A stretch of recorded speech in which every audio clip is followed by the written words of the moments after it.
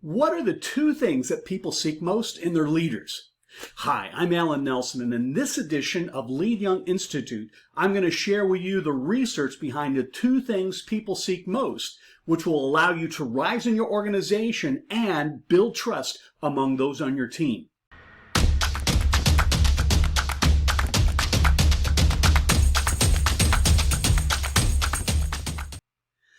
The first quality that people seek in their leaders is competence.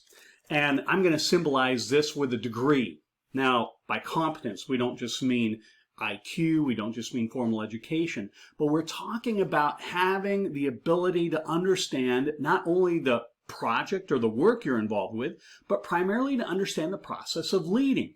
Competence is very, very important. Now, again, by competence, we're not necessarily talking about being the smartest person. Henry Ford said, I hire people who are smarter than me all the time. But we're talking about that ability to bring out the best in others, understanding that you may not have the best answers, but others on your team probably do. How are we going to bring them together? I remember one time when I was working on my doctorate, I was involved in this exercise with a group of others. We were in an open field and we were doing activities to teach us leadership skills. I know that activity was to take these boards and we had to maneuver our team through this make-believe molten lava river and get to the other side. Well, I'm not a great engineer, so I thought there's probably someone better on the team who could lead it.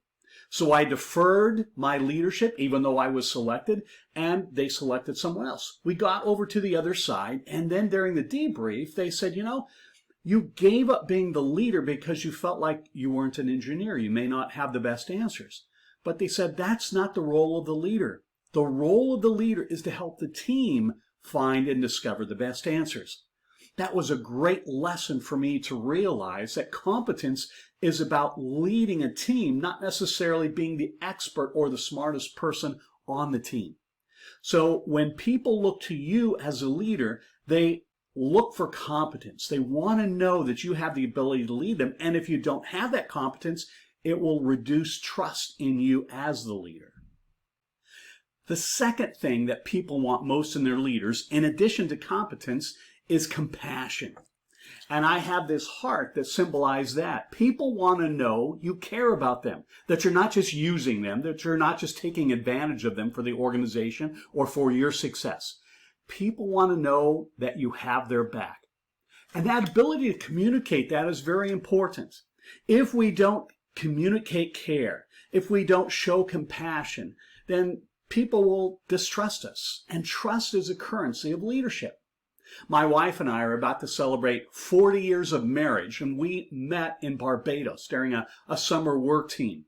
Well, when we go to Barbados, we have to buy and sell things in Bajan dollars, not U.S. dollars like here in California in the U.S.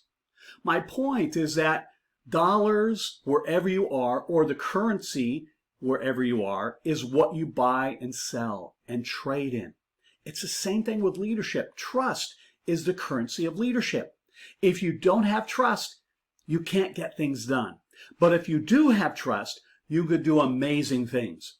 Now, we're going to take these two main principles, competence and compassion, and we're going to show you that they reflect four kinds of people that you're going to have on your team. And your ability to put together a strong team is going to be an indicator of your success as a leader. So let's talk about those four people.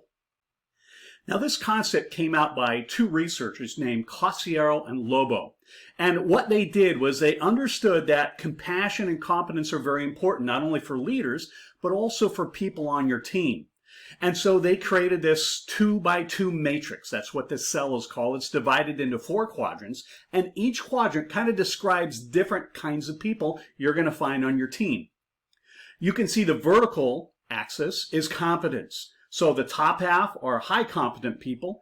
The low half are not so competent people, or sometimes we'd say incompetent people. On the right side, you'll see the people who have a high compassion, great people skills. On the left side, you'll see those that don't have very good people skills. They seem to rub people the wrong way. So let's briefly look at each one and figure out how to respond to them when we find them on our team. In the lower left-hand corner, we have what we call the incompetent jerk. Actually, the author's name. That is not a very fancy or complimentary title, but it kind of describes the people who they're not good at getting things done, they don't apply themselves, and they're kind of irritating. They rub people the wrong way. Now, if you're a team leader and you find this person on your team, first of all, you'll try to get them off the team if possible, because they will be toxic to your team and people will be irritated with them. But then, if you can't get them off your team, you want to think, how can I just put them off to the side? Don't give them a major role. Don't give them much limelight, because you know, again, they're going to be offensive to people. That's the incompetent jerk. The next one right above that is what we call the competent jerk. Now, the competent jerk is probably one of the most difficult people to handle because they are competent. They're really talented. Whether it's a sports team, maybe they're the best pitcher or the best kicker or the fastest runner, but they get things done. People see their talent and they probably know their own talent. The problem is they don't get along well with people.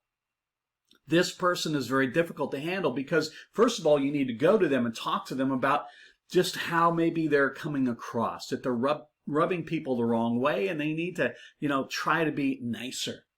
But if you can tell that person's not going to change, the most difficult decision you may have to make as a leader is to ask them to leave the team.